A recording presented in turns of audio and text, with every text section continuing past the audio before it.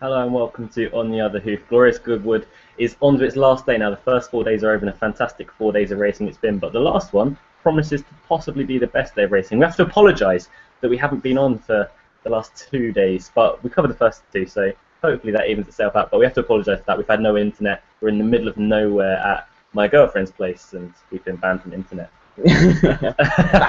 I'm only joined by Adam Webb tonight, which it should be a more calm show, shouldn't it? Really? It should be. Well, after the last couple of videos we've had where I've had The Exorcist happen and all sorts of problems, yeah, I take no credit for that one. I take all the credit. Yeah, you take all the credit. I'm quite proud of it actually, but no, it looks to be a really competitive day of racing tomorrow. Obviously, we've got the Stewards Cup. Well, as we know, the Stewards Cup. Obviously, now the heritage is with 32 Red Cup until next year, anyway. But that looks a wide open contest as normal. The Stewards Cup. 32 Red Cup. Oh, the 32 Red Cup. Oh, yeah, 32. It does. I mean, there are potential plenty of improvers in the race, and there are also some at the top of the market as well, and also towards the top of the weights that I really like in the race as well. So it's a really good race for me. I mean, the consolation race isn't. Oh, there's a few in the consolation race, but the Stewards Cup is the main betting race of the day. It's one of the biggest betting races of the year, and I can't wait for it personally. Yeah, me neither.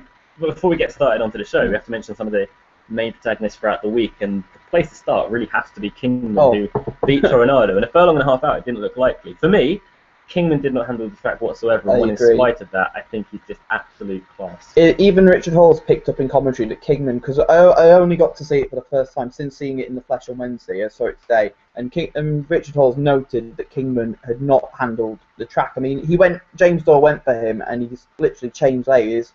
I didn't think he was going to win, but I was standing next to you on the stand at Goodwood.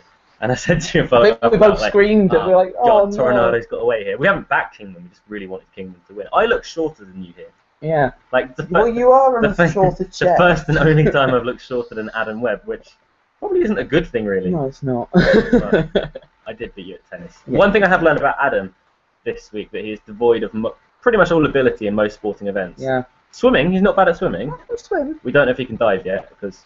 Yeah, you refuse to. No. We'll get you diving tomorrow. But tennis, do not play tennis with Adam. Don't play football, don't play rugby, and any sport I'm pretty bad at. So. Well, one thing we can do is talk about racing with you. We can do that. Just about. We'll scrape through it. The first race is the consolation race for the 32 Red Cup.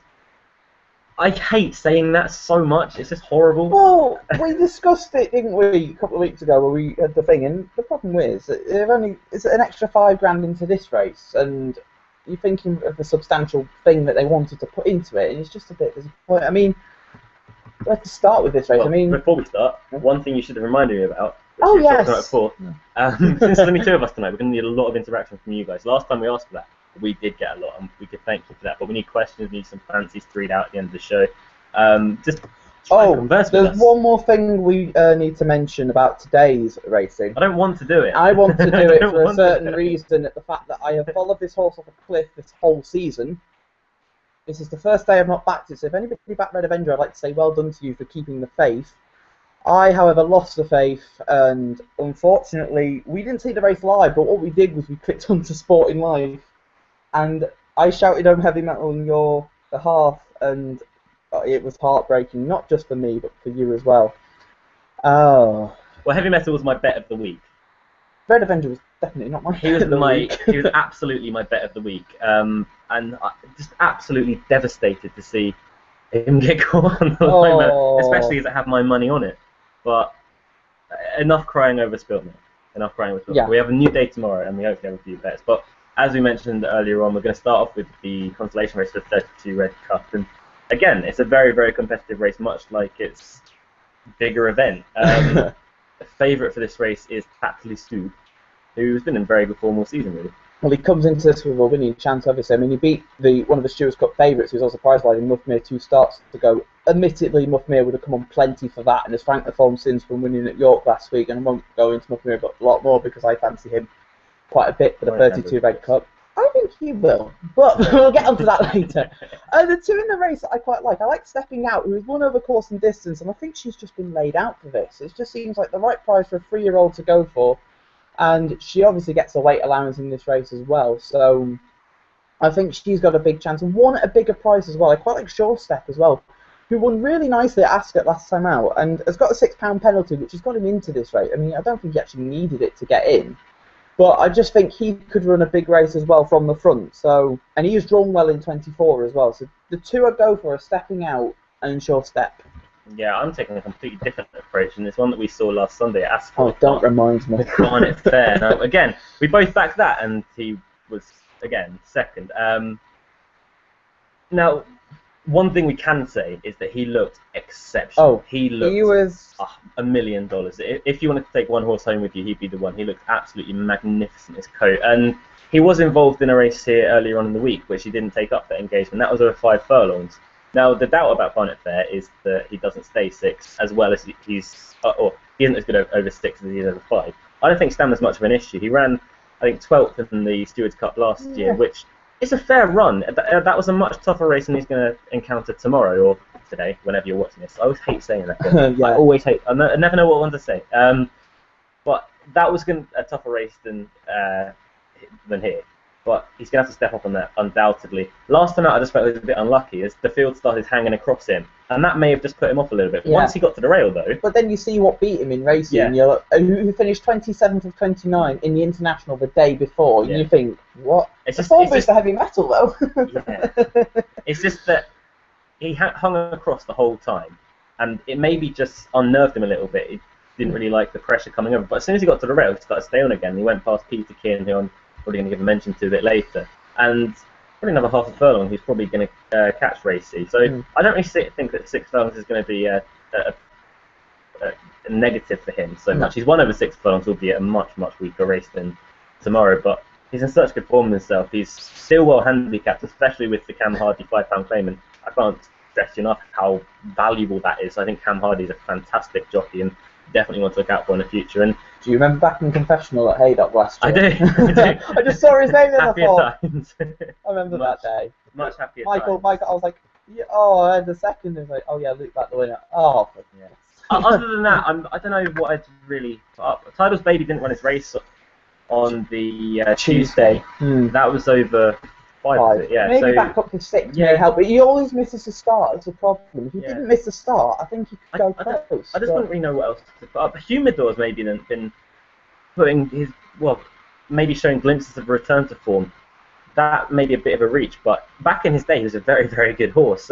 If he showed his true self again, then he could go very, very close in this for Adam Kirby and George Baker. But other than that, I'm not really sure. Englishman was a non-runner the other day, first to come here. But for me, Barnet Fair is, I'm quite keen on him tomorrow. Just 6 furlongs, you have to have a little bit of doubt in your mind about it. But then again, being 12th in a Stewards Cup and then coming into this, which is obviously, I'm not going to say a much weaker contest. It is competitive in its own right, but he's not going to be facing the class of horses, say, Rex Imperative from a year ago. No. So, yeah, I think he's got a winning chance. He's not my selection in the race, but I can see where you're coming from. Grounded perfect. For him, exactly. And Dandy Nichols knows how to win a Goodwood sprint, doesn't he? Yeah, good old Zoo Hair. Yeah. You got that from me earlier. If you read the blog, I was telling you about Dandy Nichols had In Exile earlier on the week. Yes, he did. There you go. From stall 1, and that was I thought it was a really good performance from stall 1, and setting a 9.97 second furlong, which is crazy. But we move on now to our first race in Newmarket, the 220, and the Newmarket races are particularly hard tomorrow. We had to look at them and we weren't 100% sure. So especially the second one. Well, we'd love to hear your views on this nonetheless, and hopefully put us right. Your tentative selection in this? Yeah, it was Ticking Katie, who is for the On-Tour winner syndicate, and I hope Pigeon Island's watching Martin. Hi, Martin. He was there at York when she won last time out, and she looked. Although my tentative, the reason she's a tentative one is, to me, she looked to need every yard of 7 furlongs that day. But I think Newmarket on this ground should be perfect, and Rob Fitzpatrick, who rode last time out, takes 7 off. I think that at 10-1, she's a bigger price than some of the shorter ones in the market. She would be the tentative selection in the race for me, but it would not be the most confident selection. I think me and Luke have both got one coming up in the next at Goodwood that is our most confident selections of the day. However, I won't be napping it because... Absolute good thing. That's going to come back to bite me in the butt. More on that. For me, a very tentative selection. I think a few of these are becoming a bit exposed now, so I'm going to take the completely unexposed one in, Mr. Bossy Boots for Rafe Beckett and Jim Crowley. Now, Rafe Beckett does like to start his horses off at at Lingfield, and that's exactly what he did with Mr. Bossy Boots, and needed every single yard of the 7. However, I think the stiffer 7 furlongs at Newmarket will suit much more than the Polytrack did at Lingfield. The ground shouldn't be a problem for him at all.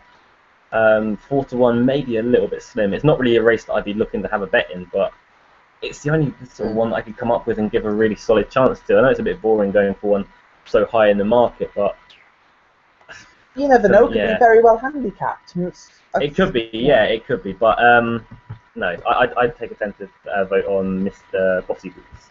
But we're back to Goodwood now for the 240, which is the Jaguar Stakes at handicap. And now this is the one that we've got a strong fancy. Oh yeah, I think several people will share the same opinion, and I know he's favourite, but I think King's Fate is pretty bomb-proof in this race. I normally say stuff like that, and it comes back to bite me on the backside, and it probably will tomorrow.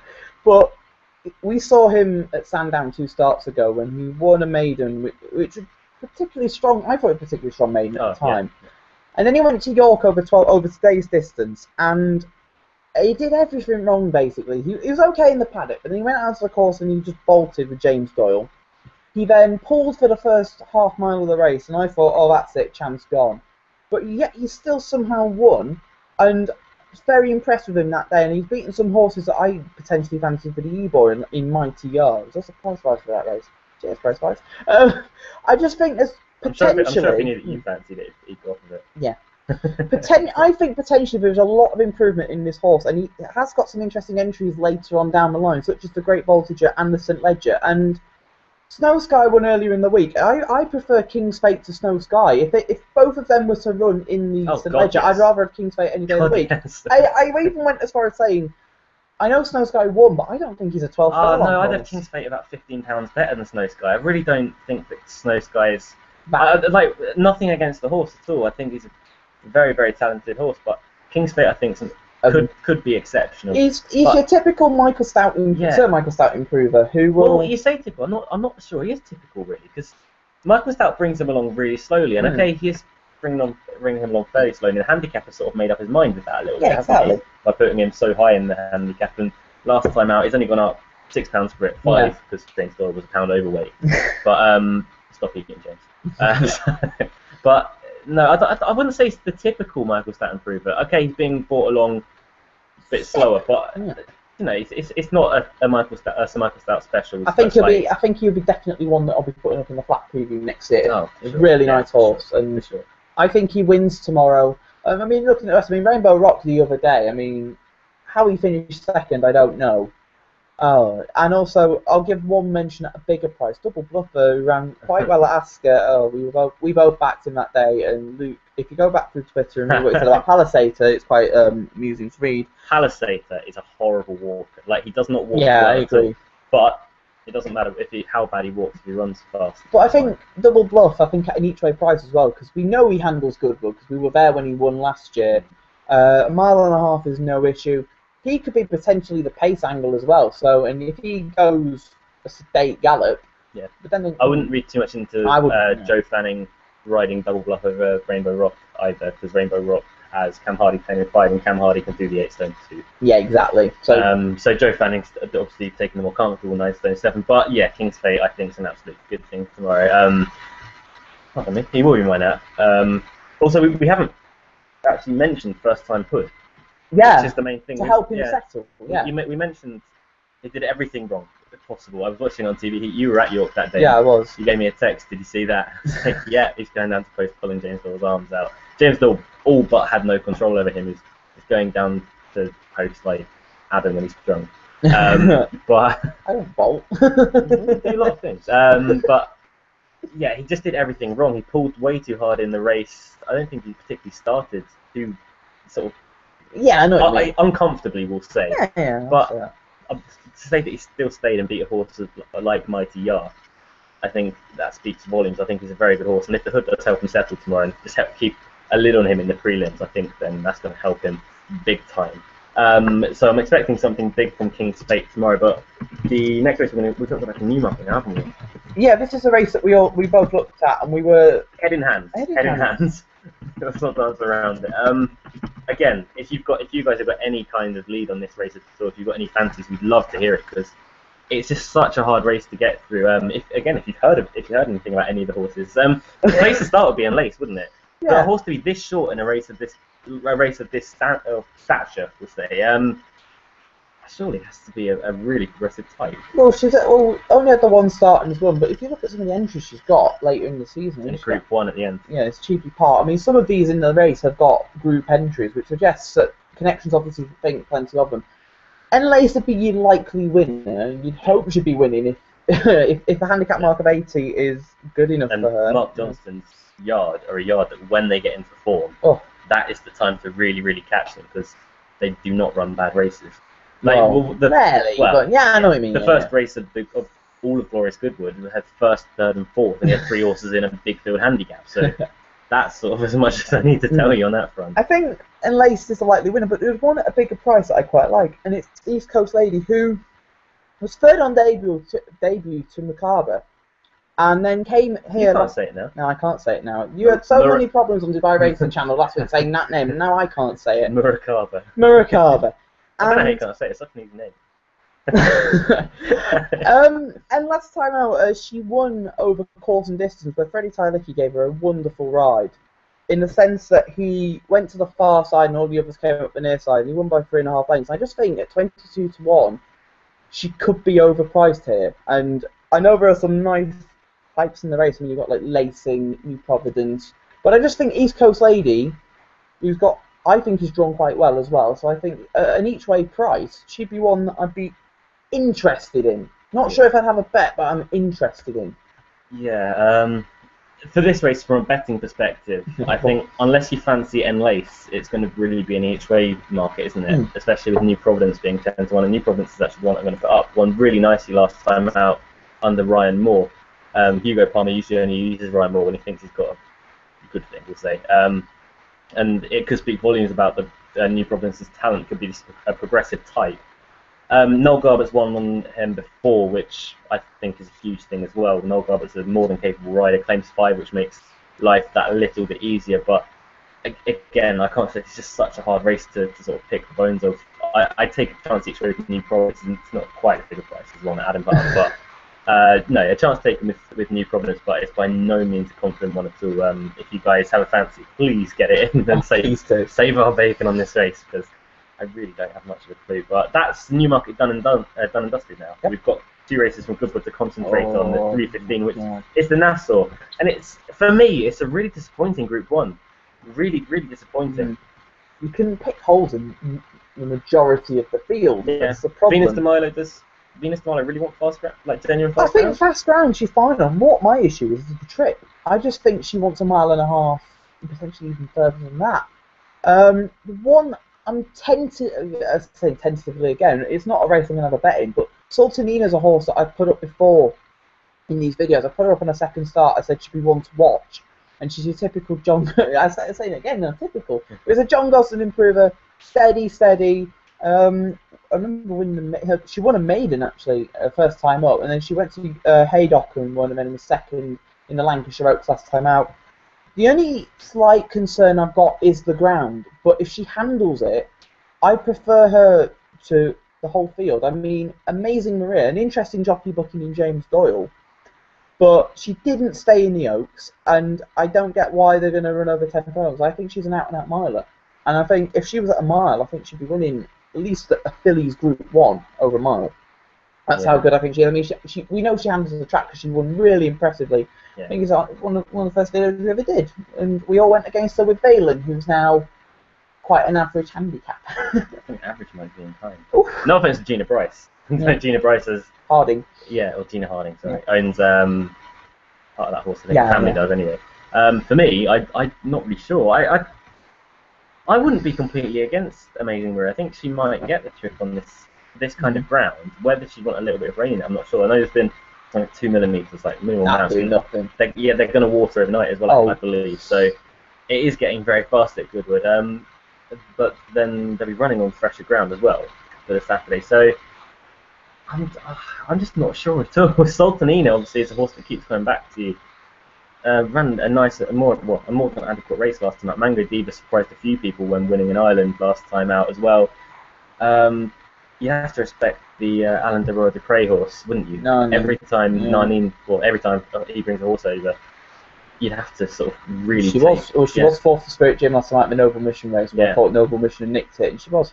That form would probably be good enough to win this. Probably would be, but I'm not so sure. I think the ground could be the issue. If you look at the she'd never raced on ground as quick as this. The fastest she's ever raced on is good to stop, so that wouldn't be a real tick in her box. I'd be willing to take a chance on Amazing Maria. I wish there was eight runners to take her each way. That would probably sell it for me. But at 9-1, I think a small each way bet on Amazing Maria.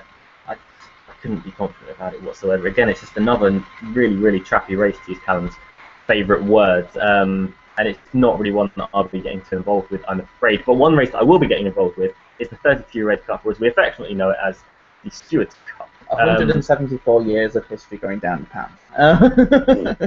But Muthmir heads to the market. Price-wise has put Muthmir up. Really, really impressive last time out. I know that you're quite a fan. I am quite a fan. I mean, I'm glad I beat Price-wise for change. The winner, I mean, I wasn't keen on him at Newcastle because I thought he'd come on for the run, and I thought he ran well enough that day. And then at York, I was against him that day, but the way he won was just, for me, really impressive.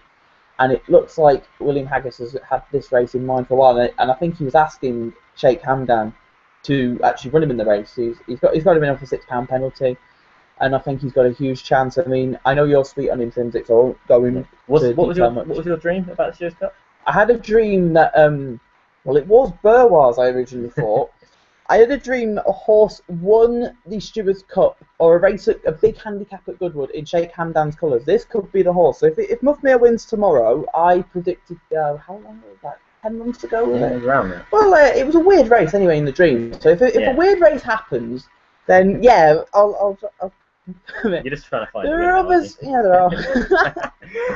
Others in the race that I do like. I mean, Discussion to Follow has improved plenty this season. He's a horse I really like, and he was one that I had at Ascot a couple of weeks ago, and he's also got in off a penalty as well. But my slight concern is that he travels so strongly through his races, and he's a hold-up horse. I mean, Goodwood's not the worst track in a sprint. On the round course, it's a big problem with traffic, and he's drawn well as well. But it's 6 furlongs would be the slight concern I've got. I think if this was over 5 furlongs, I'd be lumping on. The others I quite like Rex Imperator again, who is drawn really well in 26. I mean, actually, that's a slight concern I got about Muthmir is the draw, but I wouldn't say the draw bias at Goodwood is not like Ascot, is it? It's say if this was a handicap or the Wokingham, I'll be completely against Muthmir and the fact that he's installed 2 on quick ground. Well, I am completely against Muthmir. Fair enough. No, I don't think he'll handle Goodwood whatsoever. The way he performed when he came under pressure last time out doesn't seem a horse that would want Goodwood. In the last furlong was hanging left, then having to be pulled out right, hanging left again, pulled out right, hanging left. He did that at York. Okay, it's the other way round. But if you do that at York, then that wouldn't suggest for me to back in him at 11-2 in what a 28 runner handicap. But the thing is, though, there could be potentially more to his mark as well. Oh no, don't get me wrong. Don't get me wrong. I think he's much better than his mark of 98. I think he's a group horse, but. Why isn't Ertijal in this race? No, you do get group horses that don't win these kind of races, even off a mark that they should have. And it could just be that the course is completely against him tomorrow. He's got a lot in his favour, but I'm afraid, for me, Goodwood isn't one of them things. I also, as I was just about to say, I also do like Rex Imperator, who won it a year ago. I know he's top weight. He will like the course. He loves the course. This is he's got his conditions for the first time, I think, this season. And he's drawn 26. Joseph O'Brien is actually quite an interesting jockey booking for me. And I thought, he has his critics, but I thought he gave Darwin an absolute peach in the Sussex. I thought it was a great ride. I mean, we were saying on course that we thought he gets his critics. I thought it was a brilliant ride. There are some bigger prizes as well that are interesting. I mean, you mentioned Ashpan Sam earlier. I'm interested that James Doyle takes the ride on York Glory again. I mentioned James Doyle again as an interesting jockey booking, but he is drawn in 3, which could be a slight concern. I did like Shropshire for the race last year, but coming off a break, I think he's been ready because I'm sure he's been a non-runner several times, so he's ready for a run. And William Buick takes a ride there, and just looking right down to the bottom. Flawless. He won this race in 2006, and then was beaten off top weight the year after. It's 24. Oh, I would love it if he ran a really good race. I don't think Ballesteros would like a monsoon. Yeah. As I say. Yeah, that's the problem there. Zero Money will like the ground at a huge price, but severely lost his way. Yeah, he severely lost his way. Unless he can find his form, then I wouldn't really mention him. But yeah, the two I'm going to put up in the race, I'm going to put Ruthmere up, and I'm also going to put up Rex Imperator. But there's at least about 10 or 12 in this race that if they won, I wouldn't be surprised. Now, for me, I imagine I can picture Robert Cowell at the moment sitting in the corner of his living room in a massive armchair, just sitting watching like us, watching us, knowing that he is very good. It didn't come off for the Wokingham. Intrinsic, that he's just left him alone and hasn't entered him in any more races to try and boost his handicap markup.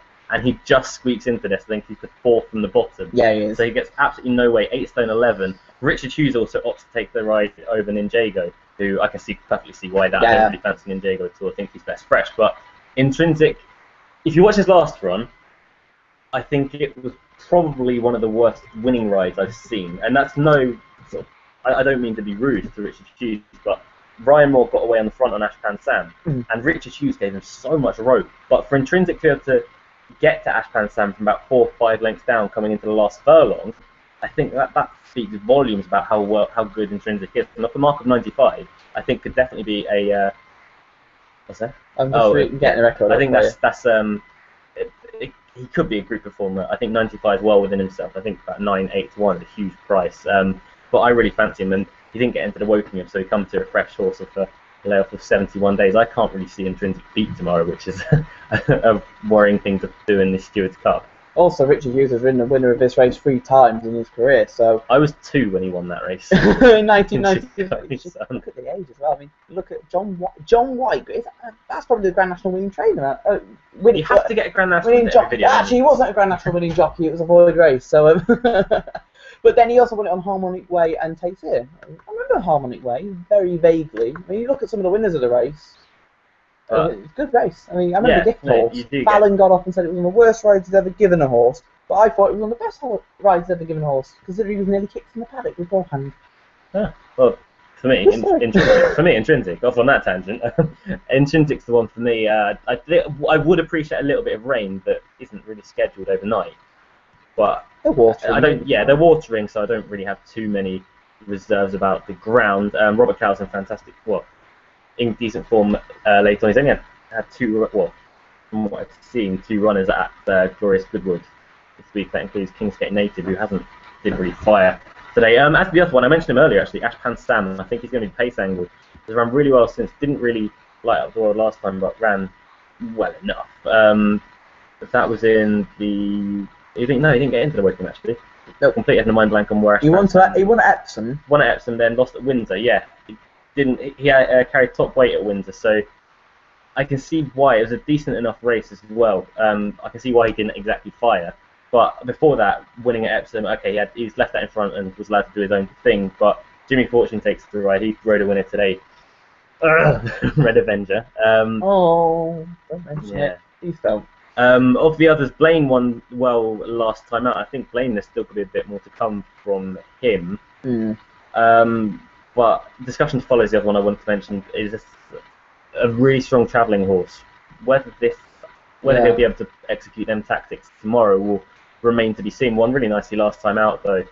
But for me, I can't really have Intrinsic. Can I mention one more really quickly? So Maximilian won at the Curragh last time out, and he could be a tad overpriced at 20 to 1, and he missed out, I think, by 1 getting in the Wokingham. So you can imagine that really tough luck there. But he's a nice horse as well, and I think he'll run a big race as well. So yeah. But Robert Cowell, well done, sir. Well done for waiting. It's finally come off. Now Intrinsic just has to win. And Richard Hughes has to give him a good run. Yeah. Hopefully, Mr. Hughes. Oh yeah, we've got to mention Winshire. Yeah, you can get redemption for Winshire. Oh, not that I'm bitter about that at all. One that I wanted to mention a little bit later on in the 5:35 at Goodwood was Peterkin, who we saw last time out. I mentioned a bit earlier on as well, and Barnet Fair finished 1 ahead of him at Ascot. Peterkin won around Chester really, really nicely, and basically everything about Peterkin is all speed. I don't think Starren is really his suit at all. So a stiff mile at Ascot, stiff mile? Sorry. Stiff 5. A stiff 5 at Ascot wouldn't really be his cup of tea. Back to Goodwood, which is probably one of the fastest 5 furlongs in the country. Oh, yeah, I love it. Behind Epsom, probably. I think Peterkin at 11-2 in the last race of the day, I think that's a really good bet. And again, we can't stress enough, Mark Johnston's stable are in absolutely fantastic form. So that's pretty much it for the race previews. It's a nice short one today. Yeah. Ones. If you've got your last chance for questions, so if you've got any questions now and you're watching live, get them in right now, and then we can read them out. We've got a few that we're going to go through now. I'll let you read them out. Yeah, we've got Kai Wills giving us grief. Oh. Cheers, Adam. Did you take cover today after take cover 1? I feel your pain. It happens too often. Well, with Red Avenger, when you follow them off a cliff like that, and it's the first time since Haydock Quinn that I've not backed him, it was pretty painful. Oh, and thank you to my fellow compatriots on the video who, one was pray for Adam, please do. The second one, what was it? Oh, I'm on suicide watch. I'm not on suicide watch. I'm not like one of Luke's friends who. Poor old Oscar Whiskey. Right. Adam Ward. Yeah, Adam Ward. Yeah. But thank you for feeling the pain. It was, and also thanks to Mully for tweeting me saying, "Great horse. I've followed him since you put him up." Yeah. At least I said he won a big handicap, and I'll take a small consolation that he's actually won a big handicap after saying he would. So yeah, over the wrong trip. Skeletor has got in contact with us. Just good meeting you, Sandown the other week actually. Yeah. Really nice guy. Go follow him if you want the Skeletor 1982. Very keen on Rainbow Rock. Interested in your thoughts on Sultanina. We said about Sultanina earlier on. Very interesting run. It's not the strongest of races, especially for Group 1. Sultanina, you couldn't really rule her out. No, I put her up. Yeah. So it's just the ground that's a slight concern, but I don't think she'll have an issue with it. We've only seen her 3 times, but she's always seems to run her race. So for me, yeah, Sultanina, I couldn't put you off at all. Yeah. Rainbow Rock, I could definitely put you off. Really nicely last time out, but King's Fate is an absolute machine. For me, just hope it acts at Goodwood. And Will Kajani's got in touch saying Rex Imperator's got a very decent chance of retaining a Stewards Cup. With that. And you agree with that. Yeah. Me, not so much. I'm nothing against the horse's chances, but it's got a big arse. Our favourite Mackham's got in touch. Hey, Mackham's in! Right, Stephen. Stephen the Mackham says, is there anything in the Nassau that could be put up as a solid bet? No. Venus de Milo trip, Sultanina and Narnine ground, Mango Diva maybe lacks the class. Yeah, I completely agree with everything you just said there, Mackham. So, for me, I still would take a chance on Amazing Maria. I know that the trip isn't really to her likings, but I'd rather take her at 9-1 with a run on her back. I mean, she was so progressive last year, and she was being thought of as a Guineas horse at the start of the season. I fancied her for the Guineas, and then 2 days before, she's coughed. It just didn't really materialise in any way. But I give a chance to Amazing Maria. It's not really a horse that I've really gone with in the past, but 9-1, I think she's fairly hard to ignore if you can sort of push her trip worries to the back of your mind. Are you in touch again? Kai Wills has got in touch again with King's Fate pulled very hard last time and still won easily. What about tomorrow win? Yes. Heavy Metal and Take Cover painful. Yes, they were, sir. Yes, they were. I think have I made myself clear on if I fancy King's Fate or not? No, you've not. You definitely haven't. I don't know if I'm sure. I don't know. Well, it's your nap. Yeah. It should be winning. Yeah, for the first time, I'm hoping that sorts the whole pulling issue. But I'd be so disappointed if King's Fate didn't win tomorrow. Very, very disappointed. That's it for questions. Now we have to do naps, and I haven't got King's Fate. King's Fate a good word for me. I'm going to go out on a limb. I'm going to put a Peace Coast Lady each way in that handicap. Thinking about it more, I actually quite fancy her tomorrow, and it's not. I don't want to nap King's Fate for. Right. Becca, do you have a nap? Do you have a nap for tomorrow? No. Becca says that Peterkin is her nap in the last at Goodwood tomorrow. Really fancy. Shall we just make some up for Callum and Michael? Callum, I don't even know what Callum. Intrinsic. Callum would join me on Intrinsic. What's that? No, I fancy. Let's go to Galway. What about Michael? Michael loves these big field handicaps. We can't put 3 naps up in the same race. No, all right. We'll go for the consolation race for him then. They can have Barnet Fair. All right, if you can have Barnet Fair I'm then. just taking my selection to my blog now. Well, don't do that then. Oh, Becca's stole Intrinsic as well, not Peterkin. So Becca and Callum are on Intrinsic for Yeah, video purposes. And Michael can have. Oh, I don't know. What would Michael go for? Oh. Michael will go for something at Hamilton. Or Lingfield. Lingfield is a place that he likes. We'll very quickly, before we finish, have a quick look through. Can you tell that we haven't put this together at all? Yeah, we haven't.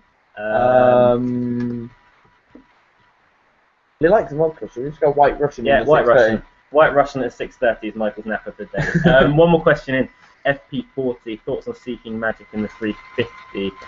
As we just quickly get that race up. That's the Stewards' Cup, isn't it? Yeah. It's not one I've really considered, if I'm perfectly honest. No, I haven't either. Because there's so many in the race. I mean, thinking about him now, I think he's a 5 furlong horse. His running the dash was really good, and then in the Woking, you'd have to give a run last time out, wouldn't you? He is well drawn. That is something in his favour. But it's a big thing at Goodwood as well to be well drawn. I say you'd have to give a bad run. It wasn't the worst one, was it? Yeah. I just think he's a 5 furlong horse, personally. I could be wrong, but I think he is. You say Adam Kirby's taking the run as well, ahead of Ryan Tate. Yes, Ryan Tate's been on quite a lot, so Adam Kirby, that could be a strong mention there, albeit Ryan Tate's a very good rider in his own right, but me, Intrinsic, wins not the Woking, but this year's I say the Woking was actually back in for it, but no, that's it for tomorrow. We're not going racing tomorrow, so I'm on Bet Racing Nation early in the morning. I hope you can tune into that on Sky 212. But other than that, it's today, isn't it? Yeah. Well, ahead of that, we hope you have a brilliant weekend, and don't forget to tune to Bet Racing Nation on Sky 212. But until next week on the Other Hoof, we'll see you then. Goodbye.